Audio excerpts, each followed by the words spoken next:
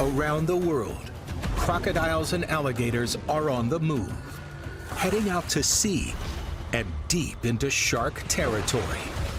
Is this a modern phenomenon or a new twist on an ancient story? From mysterious severed heads, and you can see where the shark's actually bitten it, to ambush attacks. Oh man, this is incredible. To getting an up-close look at these real-life jaws. Man, that is one impressive set of teeth. What happens when two of the deadliest predators on the planet go head-to-head?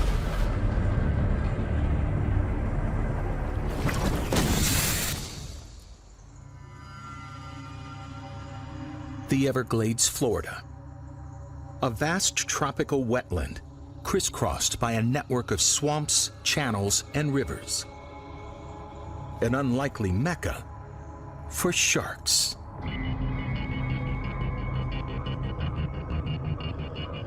When you think about the Everglades, you don't really think about sharks.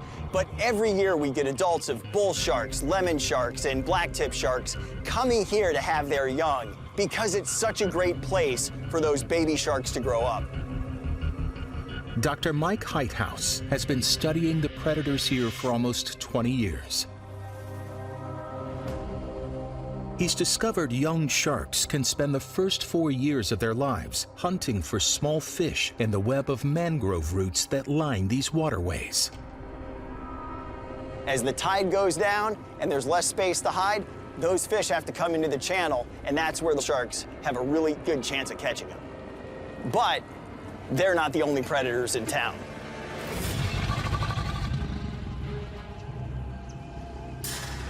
Alligators also stalk these mangroves.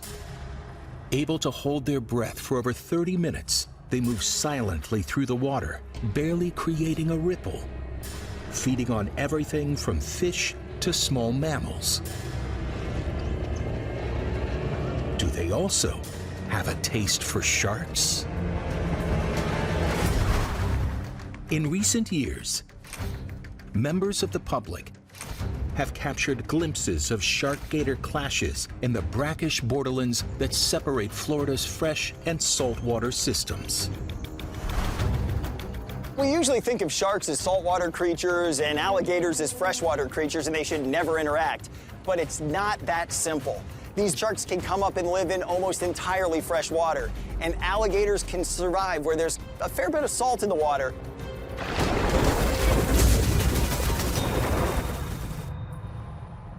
My hunch is that these animals run into each other more often than we'd think. I mean, are they competitors, or is this predator versus prey?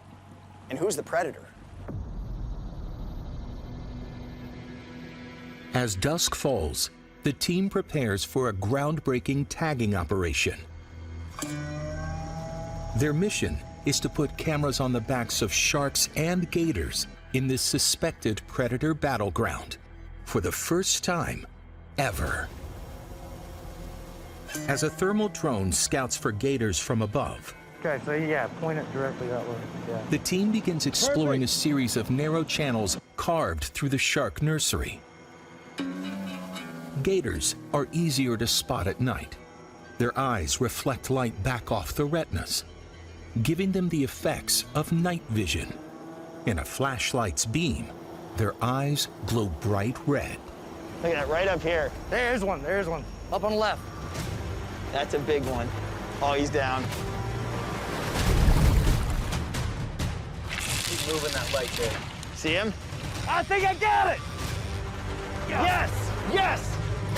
Cut the motor, cut the motor. As the team wrestles the 6-foot gator alongside the boat, Mike, you're gonna have to snare him. they need to be careful. I got the snare. Alligators are armed with up to 80 teeth, Close that mouth, please. Just close it a bit. with a bite force of over 2,000 pounds per square inch. Their jaws are nearly twice as powerful as a bull shark's. Perfect. Very nice. So, the impressive thing about alligator jaws is they've got tons of force to close them, but not a lot to open them. So 5 or 6 wraps of this tape, and it will not be able to open those jaws, which makes it safer for the alligator and definitely us. As the team drags 150 pounds of angry alligator onto the boat, they make a shocking discovery. Oh, look at that. Look at his tail, or lack thereof. He's missing over a foot of tail. Has this potential shark hunter become shark prey? Male alligators are highly territorial and regularly clash. They can lose limbs and tails to these violent attacks. Sharks are more than capable of inflicting similar wounds.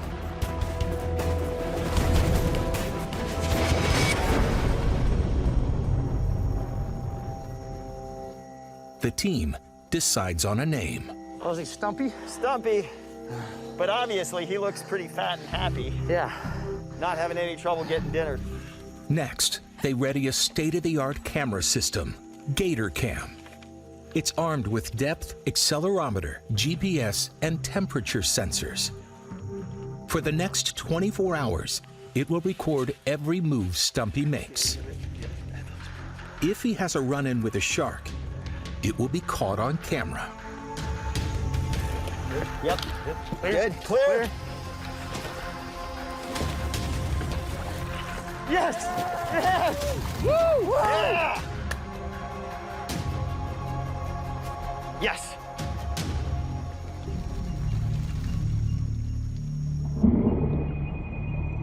For the first time ever, we're riding on the back of an alligator as it moves through the Everglades. Hugging the edges of the mangroves, Stumpy moves north, just beneath the surface, at a steady speed of 2 miles per hour. With pressure-sensitive cells around his jaw that detect the slightest movement, he's perfectly designed to hunt in these murky waters. As the team hitches a ride on a gator in the Everglades, the investigation heads to Maryland. New research suggests shark-gator conflicts have been taking place here for millions of years, and the sharks sometimes come out on top. A professional collector came to visit me. His name is Dougie Douglas, and he's well known in the area for collecting fossils from along Calvert Cliffs. And he came to my office with this coprolite. Now, coprolite is the technical term that we give to fossilized feces. And we think that this kind of coprolite came originally from a crocodile.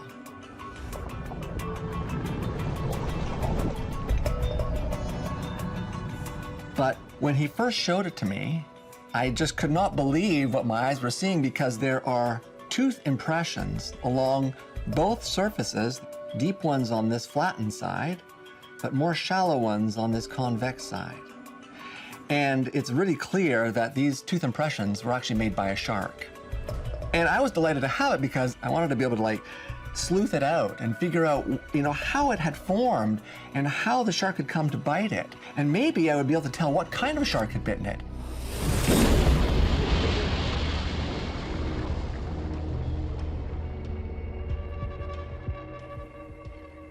"23 million years ago, ancient sharks and crocodiles roamed this coastline, hunting for prey like turtles.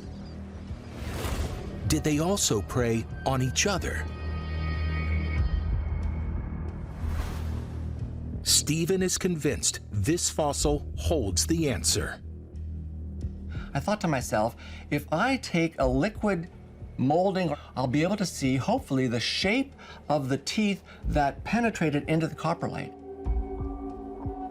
When I pulled the silicon cast away from the coprolite, I noticed that there was a tiny tooth in the center of the cast, which told me that that was the midline of the jaw, and that the teeth on one side were pointing in one direction towards the angle of the jaw, and the teeth on the other side were pointing in the opposite direction. Then I was able to compare it with this set of modern jaws from a tiger shark. And I noticed that the tooth impressions had the same shape as the modern tiger shark. Now, one of the amazing things about sharks is that you can almost always identify the species of shark by the shape of the tooth. And I was able to determine that these teeth came from one of the extinct kinds of tiger sharks that we find along Calvert Cliffs. But is a tiger shark up to the task of taking a chunk out of an alligator, whether in ancient times or today? We're heading out off from Palm Beach, Florida, which is one of the great spots to go try to find tiger sharks. And that's one of the only species that's big enough and has the teeth to be able to maybe take out an alligator or a crocodile. This stretch of the Florida coast is kind of a shark superhighway. You have this narrow strip of shallow water, lots of different habitats near shore, deep water not far away, so you get lots of different species in one small area. The species you'll see the most often is probably lemon sharks, because yeah, they're not really afraid of boats and they'll come up to the surface and even investigate boats. But this isn't a place you'd expect to find alligators. So when charter boat captain Jessica DeGraw spotted a gator swimming in saltwater off Florida's coast, she grabbed her phone and started videotaping. Rare sighting here today. Here off the coast of Florida, seeing alligators or crocodiles in the oceans is pretty uncommon. Alligators don't have functioning salt glands, so if they come out here, they can only be here for a very short time before they have to go to fresh water. But we've found that there's some alligators that are commuters. They'll swim down to the ocean, spend some hours there, and then go back up to the freshwater. If a gator does venture out, Mike Hidehouse knows just where it might find a seafood buffet and a shark. We're going to be diving on a shipwreck, and it is a great place to look for sharks because it attracts so much food.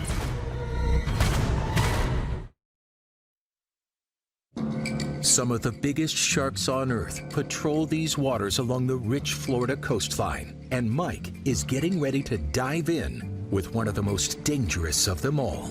Tiger sharks are one of the biggest predatory sharks. They can get to be 15 feet, 18 feet, or maybe even more, way more than 1,000 pounds. And they're one of the few species of sharks that takes out big prey. Tiger sharks are also responsible for more recorded attacks on humans than any other shark, except the great white. Captain's gonna drop us just south of the wreck here. So, what could possibly go wrong?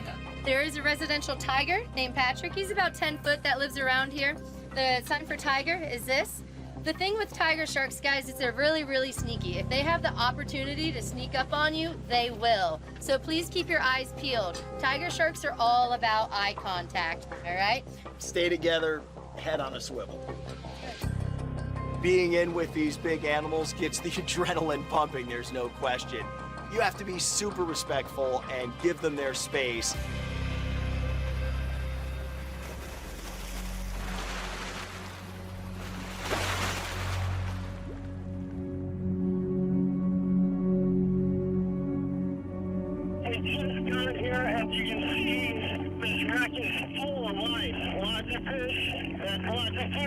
And we already have a lemon shark, a nurse shark, and a big Goliath grouper. And all aggressive predators in their own right, but really not a threat to an alligator that got really lost. The special guest finally makes an appearance. Oh man, they're just incredible tiger sharks.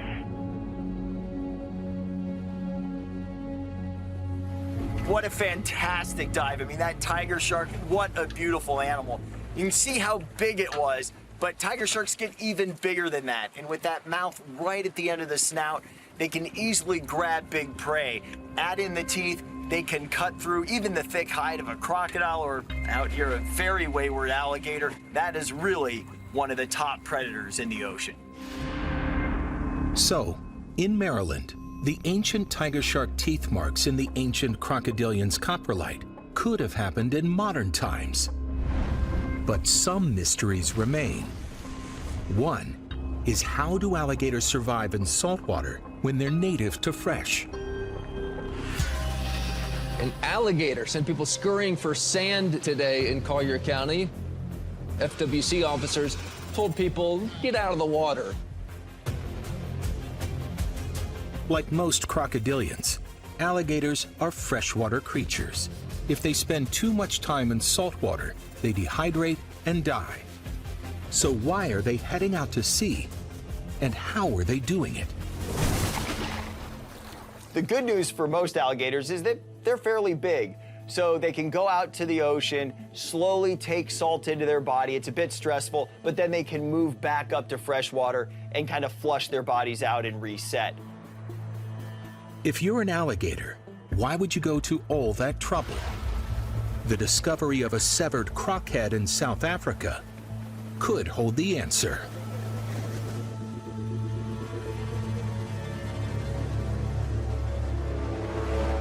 St. Lucia Beach, South Africa. As Neil and Brigida Carey Smith take their daily walk along the beach, they spot a strange shape on the shoreline. At first, we thought it was a log because a lot of debris floats down the estuary, which runs into the sea. But about 30 meters away, I realized that it was a crocodile head. Turning on their camera, they carefully approach.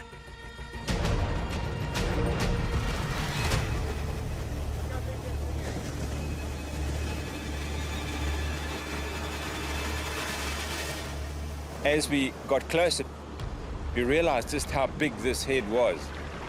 It was absolutely enormous. Just come stand close up, my darling, just so people can see the size. Put your hand on its head.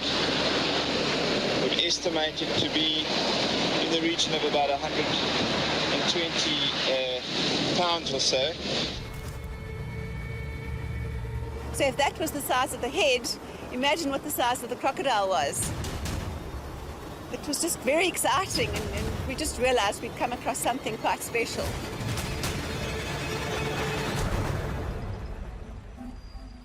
Like their alligator cousins, Nile crocodiles are freshwater predators, more at home ambushing wildebeest than moving through the waves.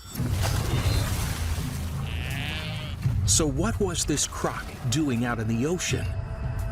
And what killed it?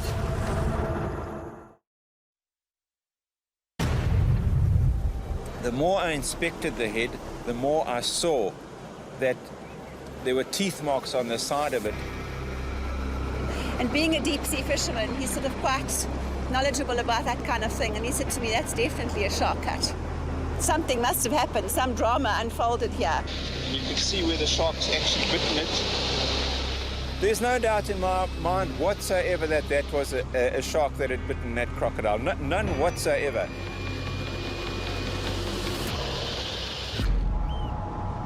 The wild waters off South Africa are world famous for sharks. Tigers, bulls, bronze whalers, and white sharks all patrol St. Lucia's shoreline. Could one of them have taken on a huge Nile crocodile?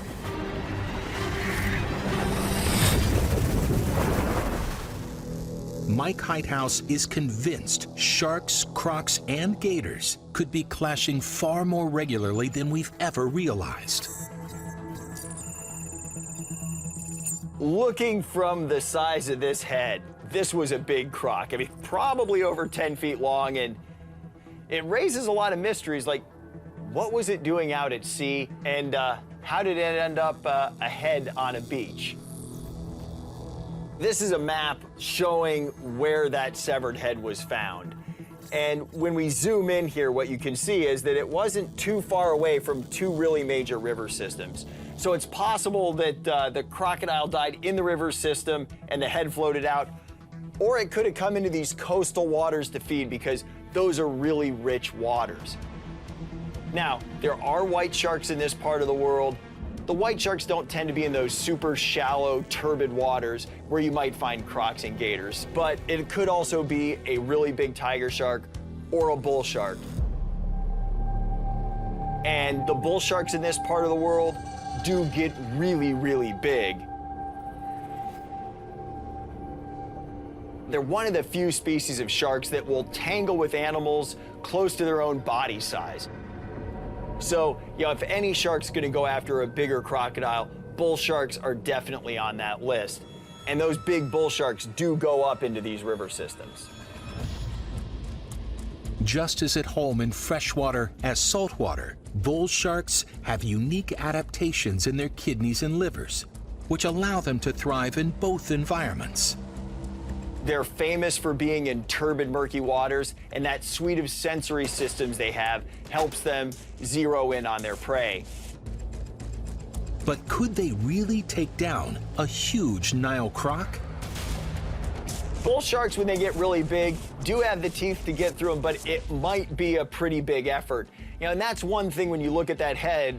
If a bull shark had done that and the croc was struggling, I would have expected a lot more slashes and cuts. It wouldn't be a clean bite through. They would not be able to get through that skin just in one bite. But without that severed head here in front of me, it's impossible to say if sharks removed the head from that crocodile. Was it poached? Did this croc die and then something eat it? Big boat propeller. There are lots of things that could have happened here. This raises a lot more questions than answers.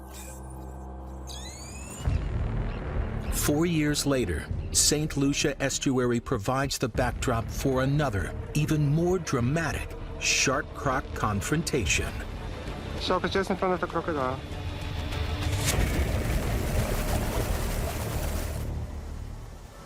Did you see that? Wildlife guide Casper Badenhorst is birdwatching along South Africa's St. Lucia river mouth when he spots something strange in the water. It was a perfect day. It was no wind, it was quiet, the water was flat. And that's when I noticed there's something different. I start seeing the shark fin getting bigger and coming out of the water, and eventually the tail of the shark. And I knew this can be nothing else than a shark. Grabbing his camera, Casper begins filming. And as I videoed the shark, from the corner of my eye, I was starting to see a crocodile swimming towards the shark. A crocodile? Crocodile's going to the shark. Crocodile is going to the shark. The crocodile was twice the length of the shark. You could see his aim was to get the shark and to take it down. And the crocodile? He's going straight for him. The crocodile was edging closer. The shark is just in front of the crocodile. There you go. Oh, what's that? Oh, the shark's gone. The shark. There was a big splash, and for a few seconds we couldn't see, what happened. The shark went under. But then a few seconds later, the shark emerged and just kept on swimming. This crocodile was clearly going for the shark, going to have it as his next meal, and so the shark was lucky to get away. Oh man, this is incredible. I mean, you just don't see footage like this. You can see by the way the crocodile is shifting its body, it's aware of that shark from pretty far away. And even though it's aware of it, it's not really starting to chase it. It's just slowly kind of turning its body and moving to be on an interception course. Then it waits until it's really close and it makes that last super-powered kind of lunge swim to try to get the shark. That's a predator trying to get a meal. The shark doesn't look that much smaller than the crocodile. And so you'd think they'd be fairly evenly matched, but the crocodile just doesn't care at all. And I mean, if you think about crocodiles, they are really good at getting big prey. I mean, zebra, wildebeest, they don't care that it's a shark. So, this starts to answer that question of what happens when they're more evenly matched. If the crocodile's in position, it's gonna have a shot.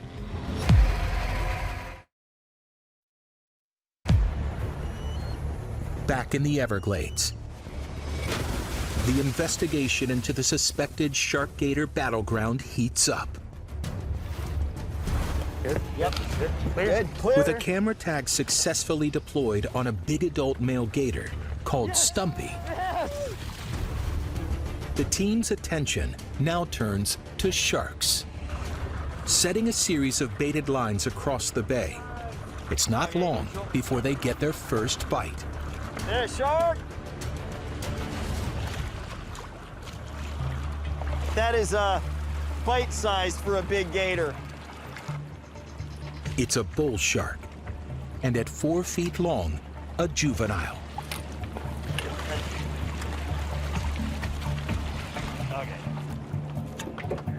They prep a miniature camera tag, and within minutes, they release the shark back into the battle zone.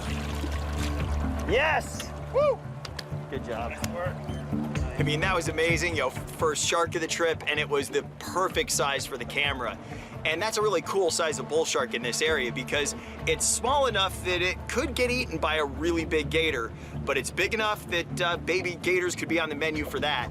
Oh, aren't they cute? Over the next few hours, they catch 5 more bulls and painlessly insert tiny acoustic transmitters inside their bodies. The data they collect could change our understanding of how these sharks survive in such dangerous waters. So that tag has a pinger, essentially, that sets off at a certain frequency, roughly every 90 seconds. And all across the bay, we have acoustic receivers, which are just these listening devices that'll pick up those pings so that we can essentially track the bull shark's movements throughout the bay as it's passing each of those receivers. Will their movements overlap with Stumpy the alligators? And will the camera tags capture the first underwater footage of a clash? If they do, it will be a world's first. If you go that way, they're alligators, that way they're alligators, and here we are with bull sharks all over the place. So it really shows this is the collision zone for these 2 big predators.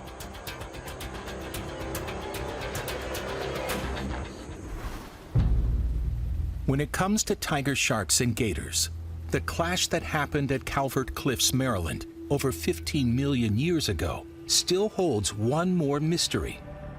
How were the teeth marks made? So when I noticed that the shark tooth impressions did not equally penetrate into the coprolite, I wondered why that was. Because if the shark had bitten the feces and they'd been floating in the water, I would have expected the teeth in the upper and lower jaws to have equally penetrated into the fresh feces. I realized that maybe the feces were not outside the body of the crocodile, but still within the abdominal cavity. And that's why the teeth had not equally penetrated both sides of the coprolite. That when the shark plowed into the abdomen, its teeth penetrated one side further than the other. This then came detached from the rest of the crocodile's body, sank to the bottom of the ocean, was entombed by sediments, and 15 million years later was found by Dougie Douglas.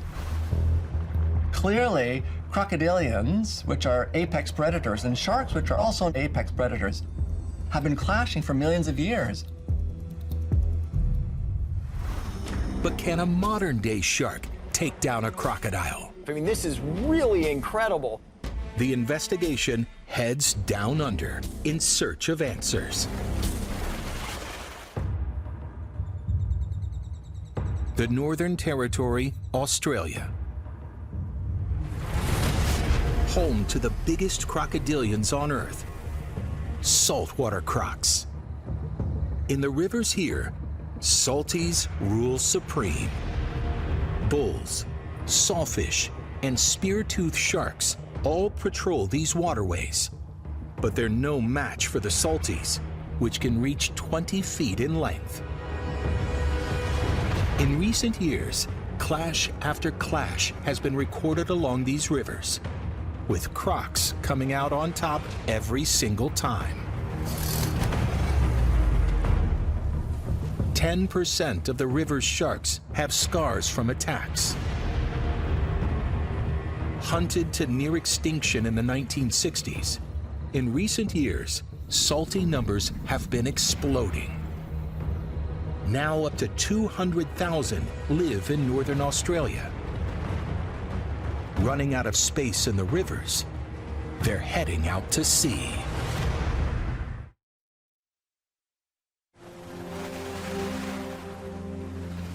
Saltwater crocodiles are the champions of the crocodile world when it comes to spending time in the ocean. And it's because they can get rid of the salt so well. They have salt glands on their tongue that keep pumping that salt out of there. You know, it's not uncommon for them to make movements of more than 100 kilometers out to sea, and that's one of the reasons that they've spread over such a big area. Despite their ability to spend several weeks in saltwater, growing evidence suggests they might not be as dominant over sharks here in the ocean. Alan Withers lives and works in one of Australia's most remote areas, the Coburg Peninsula. We can go for 2-3 months without seeing other people. We're cut off around 4 months a year during the wet season by rivers which are impassable. While people are scarce, sea turtles are plentiful. Throughout the year, they head to the peninsula's isolated beaches to lay their eggs. And the coastal crocodiles take full advantage. The crocodiles patrol the beaches, just waiting for a turtle to come up and nest. And bang, gotcha.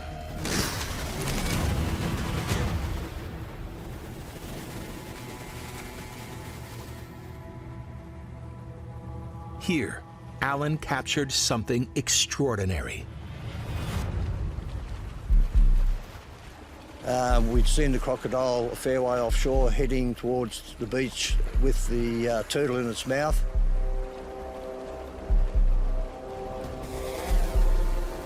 So I put the drone up and sent it out. His footage was a first. The croc was being tailed by a pack of sharks. They're pretty much onward straight away. They come in like bullets. As the croc tries to flee with the turtle in its mouth, more and more sharks arrive, including a large tawny nurse shark. And the big tawny sharks and blacktips were actually swimming up beside him and ripping chunks off it while it was in the crocodile's mouth. By the time the crocodile got to the beach, all it had left was literally an empty shell. The sharks had stolen the lot.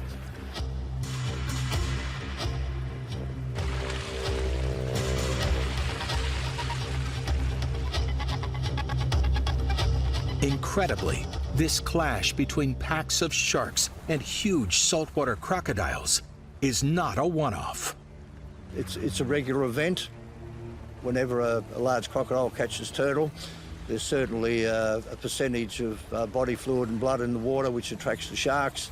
And indeed, pretty much most times that we've seen large crocodiles with turtles, the sharks are present for an easy meal, ripping bits off it as it goes. So this footage shows just how complex the relationship between sharks and crocs can be. It's not just about who eats who. This shows that sharks might actually take advantage of crocodiles. None of those sharks on their own could really match up one-on-one with that crocodile. But with those numbers, in that ocean realm where they've got lots of space to maneuver, the croc's got no chance if it wants to try to keep its meal, because as soon as it looks at one shark, another one comes in. But while this footage is unique, I would bet that this kind of interaction is happening a lot more often than we'd think, because sharks are kind of the ultimate opportunists, and a free meal is not something they'll pass up. Across the mangroves and twisted waterways of Rookery Bay in the Everglades, a unique experiment is coming to an end. For the past 24 hours, camera tags have recorded every move alligators and bull sharks make in the suspected shark-gator battleground. All right, it's like a lot louder over there. Now released, they're emitting a weak VHF signal the team is using to zero in on their location. Woo! We did it! And the data inside shows Stumpy striking to kill. Oh, man. Back at base, Mike analyzes Stumpy's data. This is super cool. I mean, this is the first time we've been able to put a camera on an alligator in these coastal Everglades waters.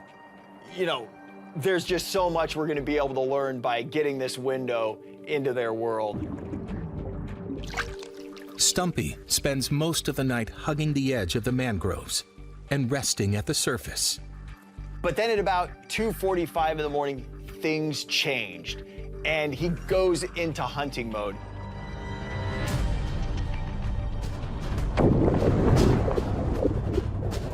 You see him a couple times make these big lunges to try to catch something.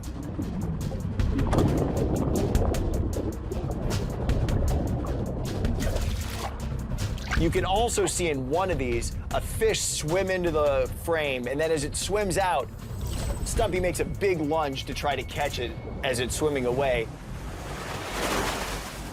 And alligators have these sensors called dome pressure sensors on their snout, and those sense vibrations in the water. So that fish swimming by would have triggered those, and he just lunged to try to catch it. You can see from that speed, if a little bull shark got too close, Stumpy could catch it. GPS coordinates from Stumpy's tag reveal exactly where and when he was hunting. As he moves out into the canal, his movements become a lot more purposeful as he swims upstream looking for prey. So this graph is showing us the depth where Stumpy is spending time, and the yellow shows us how fast it's moving. Things change when the sun comes up. Stumpy's going down to the bottom and just being completely motionless for long periods of time, maybe 20 minutes or more. And then you have these quick bursts up where he changes the depth, and you see that kind of explosive speeds, which could be him lunging at prey. And that's kind of what we'd expect for a sit-and-wait predator, especially during the day. It's a unique insight into how gators ambush their prey and are able to bring down faster and more agile sharks. So here's what we think is going on. Those alligators are lying in wait. Their dark skin probably blends in with the habitat around them. And then when something like a shark swims over the top, they detect it. They can burst up from the bottom with that powerful tail and grab that shark on the soft underbelly before it even knows the alligator's there. And, you know, that's really the only way these gators are going to be able to catch sharks that are faster and more agile than they are.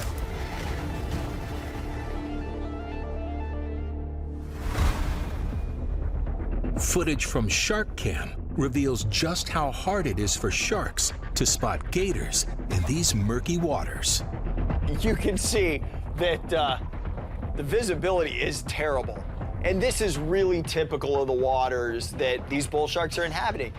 Virtually zero visibility, so they can't rely on their eyes to find a meal or avoid predators, which can include big alligators. Despite the dangers, evidence from the acoustic tags fitted inside the sharks show just how close they come to gators on a daily basis. The baby bull sharks are spending the majority of their time in the mouth of the river here. They're in these very shallow bays. Occasionally, though, they are going upstream, and in fact, when we look at the monitors here, you know, there's a shark that hits them pretty much every day. And we know that alligators go farther down than Stumpy did. We've seen them right here at the very base of the habitat where all of these sharks are spending a lot of time. The team may not have captured a clash on camera, but it's groundbreaking evidence that the Everglades is a shark-croc battleground. You know, look, when you see these tracks and you look at the data we've collected, there's no question that bull sharks and alligators overlap a ton. And that's why we're starting to see more and more pictures and videos come in from around the world of crocodiles and alligators that have eaten sharks. Do meetings always end in confrontation? Back in Australia, the death of a whale brings a 10-foot shark and a 13-foot croc face to face. The Kimberley Coast, Western Australia. Jeremy Tucker is skippering a whale spotting cruise when he comes across the body of a huge 50-foot humpback floating 4 miles from the coast. We realised that it was upside down and just floating.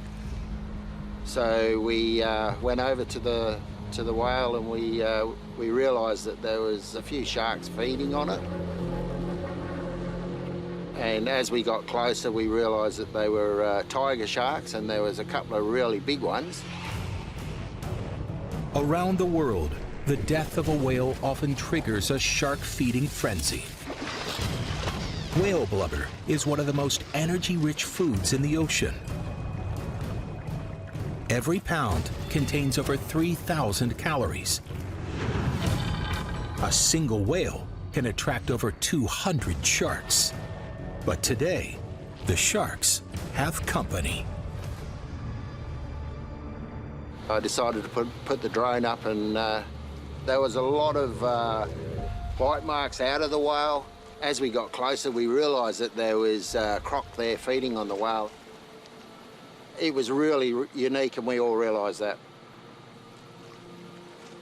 He was probably about 3 metres long, and he wasn't fussed about the sharks around. He just did his own thing, and he was sort of trying to sit on the pectoral fin and get a feed. The bigger tiger shark actually went underneath the whale and sort of stayed in the shadows. They didn't seem to be too worried about each other. Yeah, I think the food was there and they had plenty to eat, so they were happy. For 45 minutes, this unique footage shows the two predators feeding on the huge whale carcass. I think they were pretty full. We noticed the tiger shark swimming around and just having a bite and a little bit of a shake and then swimming off. There was no aggressiveness, or there was no feeding frenzy or anything like that. So obviously they'd been feeding on that whale for a while. As Jeremy is about to leave, something extraordinary happens. The croc and the shark begin feeding within inches of each other. And when we first saw it, we seriously thought it was quite unique. I mean, you just don't see that.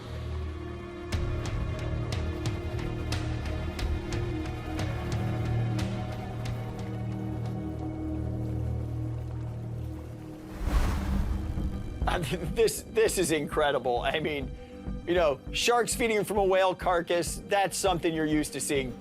But a crocodile? Yeah, I've never seen that. We usually think of crocs, gators, and sharks as the consummate predators, you know, chasing or ambushing their prey, but they are not going to pass up a free meal. But if you took that food source away, things could be very different. Crocs and sharks are two amazing predator groups that have been interacting for millions of years. But in the 20th century, their populations have plummeted. Now they're just starting to rebound, and we're seeing the interactions happen more often. And there are more people out there filming and photographing them. When you go up into the rivers and estuaries, it looks like the crocs and gators reign supreme. They've got the size, they've got the burst speed. You know, small sharks that live there, they can be on the menu. But as you move out to the ocean, that is the shark's realm. And the sharks those gators and crocs run into are gonna probably be a lot bigger. So if I were a croc or a gator in the ocean, I'd watch my back a bit more.